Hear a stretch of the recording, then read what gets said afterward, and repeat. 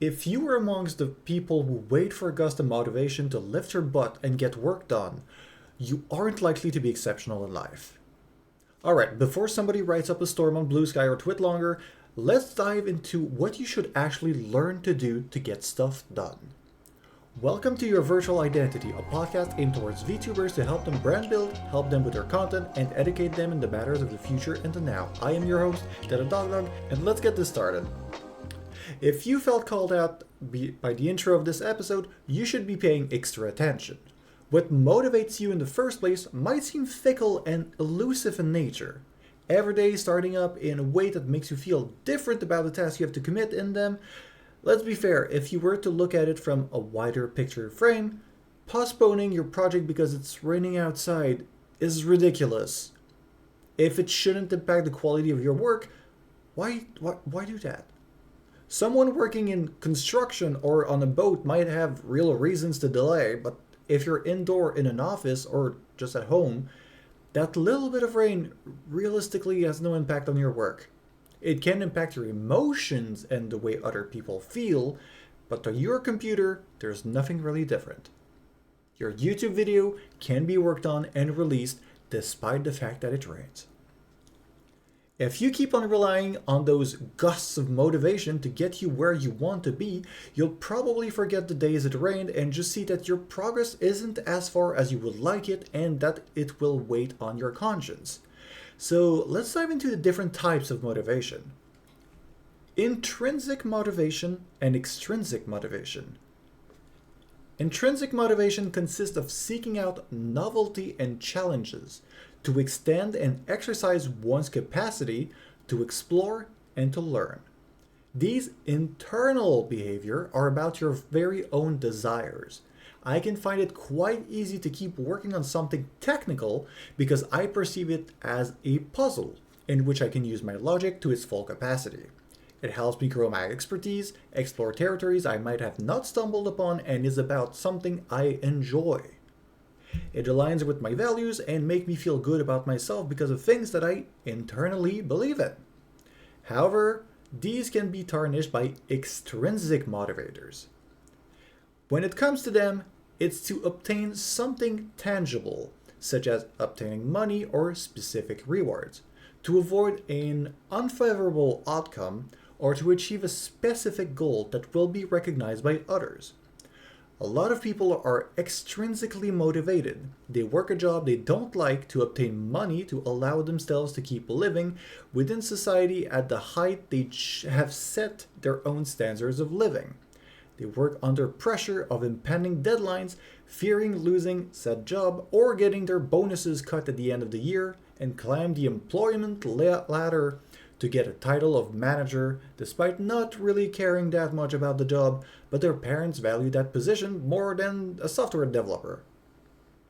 Like stated, when talking about intrinsic motivators, extrinsic forces can make things lose their fun.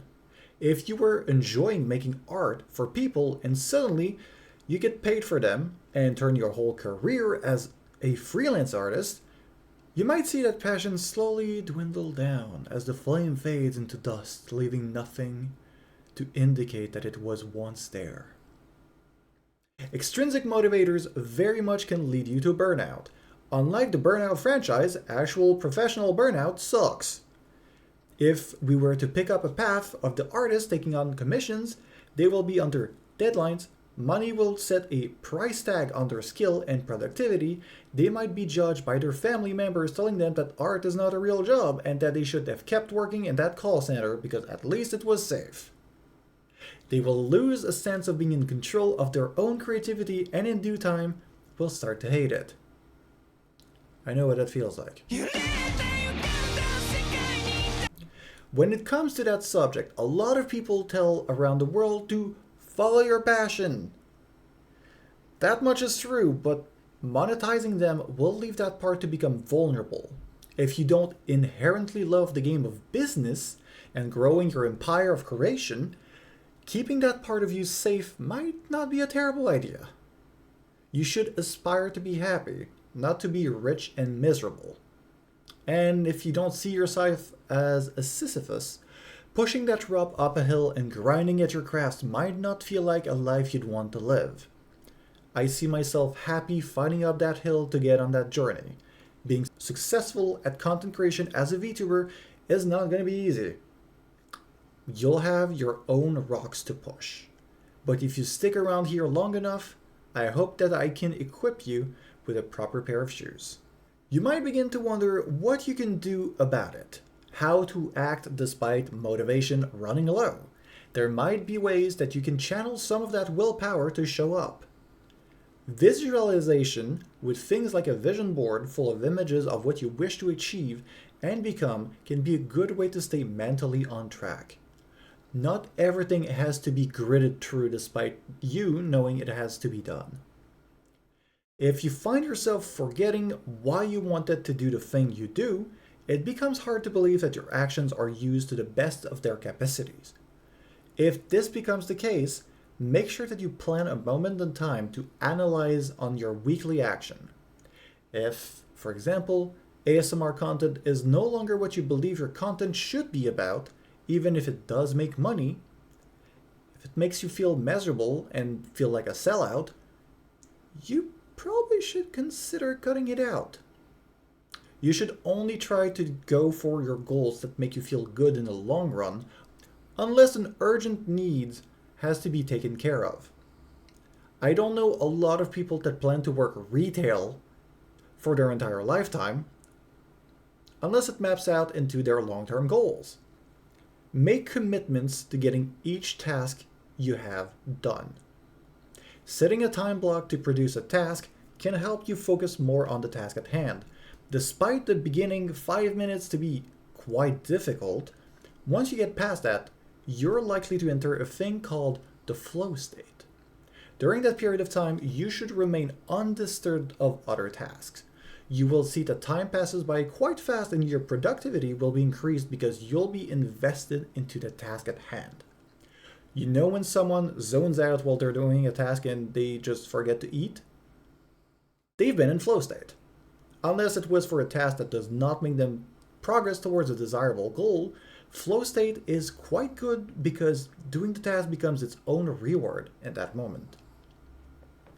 I hope that you learned some valuable information about why waiting for motivation is not the way out. That there exist two types of motivators.